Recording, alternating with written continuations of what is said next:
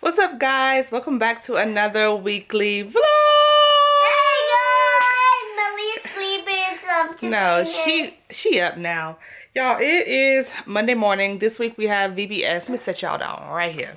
This week we have VBS at fix the camera. This morning we have VBS. That looks horrible. Better. So this week we have VBS at our church. So we'll be at church Monday through Friday. We're going out of town this weekend for Andre's birthday. So I will be trying to get clips of that.